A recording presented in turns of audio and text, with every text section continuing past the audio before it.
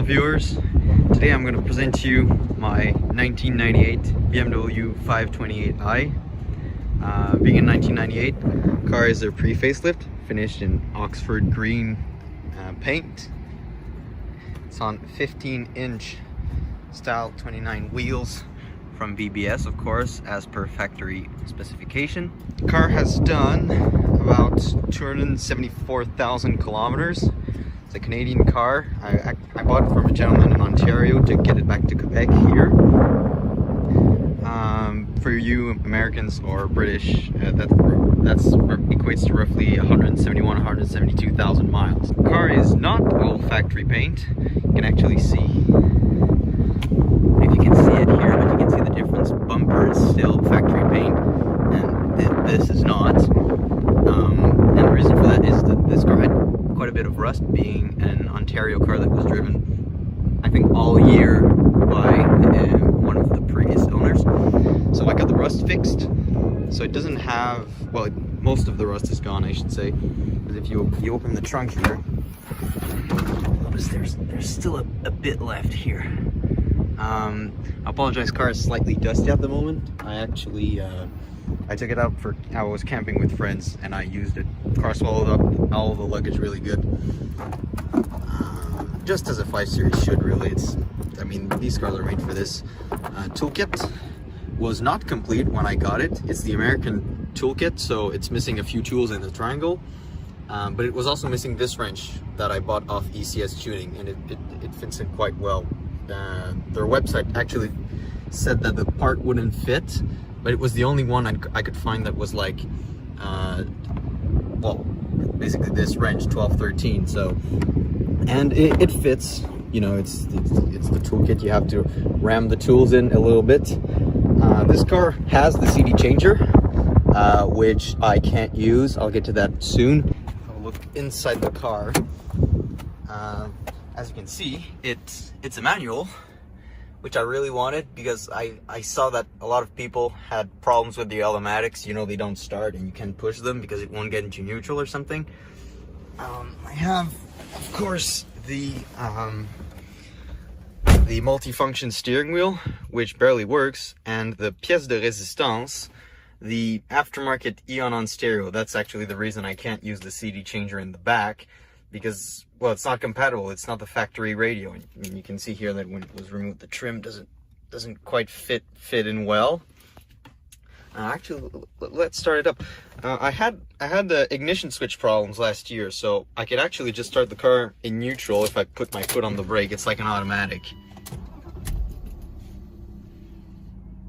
275,000 kilometers, I'm sorry, so that's probably about 172,000 miles. Car has no lights. That's just seat belt, and to say that my handbrake is pulled. The powertrain is in really good condition, and it contrasts well with how the body was, with all the rust that there was. Options this car has, well, not many, if I'm honest. It does have the heated seats at the front, and also I have the aftermarket cup holder because, let's be honest, the real cup holders suck quite a bit. And the steering wheel is also heated, so that's pretty neat for those colder mornings. What else? Well, it has a sunroof. Being an American car, I think all the American E39s, well, North American E39s, I should say, because this car is Canadian spec, they all had the sunroof as standard. And, well, you can see that it's Canadian car because obviously it's in kilometers, but also something that Europeans don't have per standard are, if you can see them, daytime running lights. And you can, yeah, heritage from Ontario. Quebec doesn't have a front license plate law. I kept this because it fits well with all the other worn trim. So if I only changed that, then it would look a bit off. While we're here, let's open the hood. So this the factory M52 B28. This being a 98, it's the old one. It's the single Vanos. It's not the M52 M52 TU B28. It's just the M52 B28.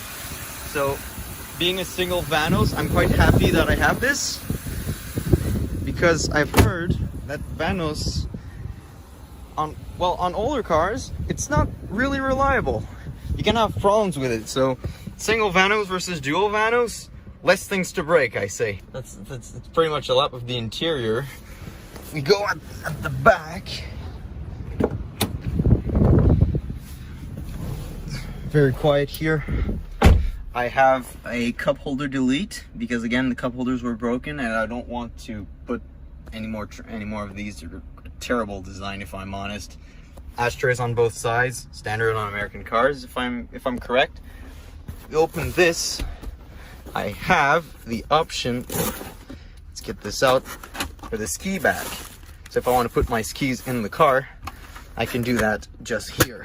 I mean, if you're watching this off E39 Sources channel, you'll know that these aren't really complicated cars. That's what's seductive about them, is that they're simple, but they're good. Oh yeah, also I should mention that this door sill, I'm gonna change soon because all the corma's worn out. And I'm also gonna change the one on the driver's side because I don't know if you can see, but the rubber around it is gone. This part here, it doesn't exist anymore on the driver's side.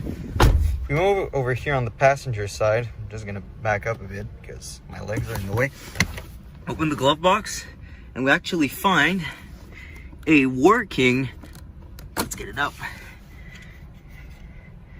a working E39 flashlight, which is neat. I mean, a lot of those cars have either their flashlights missing or broken, so the fact mine still works makes me really happy. Being an older car and not being a sports model, it obviously has a very primitive ASC traction control system, which honestly is quite terrible. It's come on when I was driving in the rain, where clearly I would not have spun the wheels, and basically it's just a hinder on acceleration when you're trying to have fun. The car has the dual zone climate control, of course, as you can see. I think that was, it's not standard, but I think on most American cars it was equipped. Sunroof works quite well, but when it wants to retract, sometimes it does the thing where this bar here doesn't want to retract. So it's always interesting. Actually, let's see if it's gonna do it. Did it work? I don't think it did. Yeah, okay. So you push it under. Oh, I think it's in. Where is it? There it is. And now it's in. There's also the vent function, which is nice when you don't want the noise, but you just want a bit of air in. Fantastic function. And yeah, I mean, that's about a lap of the car. I don't have many projects for it. I mean, I think I like the way it looks right now. I mean, it's practical, and it's not, I don't want to turn this car into like a, you know, people like, they do like an M Sport special. They put all the M Sport parts on cars that weren't M Sport. I don't want that. I want it simple. A few things that are going to be done soon. Well, there's the rust on the trunk, as I showed you, but there's also, I don't know if you can see, but the bumper is broken. It's not a big problem, but I think it's ugly. I mean, once you see it, you can't unsee it. So I'll get that replaced. I just need to find a bumper in good shape. Also, there are a few electrical problems, like the mirror here. It doesn't go up and down when you're adjusting it with the controls on the driver's side.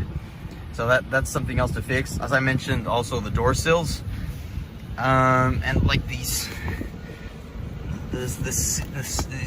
parts here, I don't know what they're called, seat side, seat base or something. They're pretty beat up, and driver's side's even worse, so I might change that as well. I'm gonna flex on all the other people. I have no gas cap rust.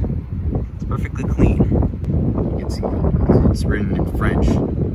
Car's bilingual. It says do not refuel while engine is running, but it says seulement carburant exempt de plomb, which means like unleaded fuel only. That's a good summary of a very basic 528i. Hope you guys enjoyed it, and I'll keep you posted when this car is further down the road with its upgrades and restoration. See you.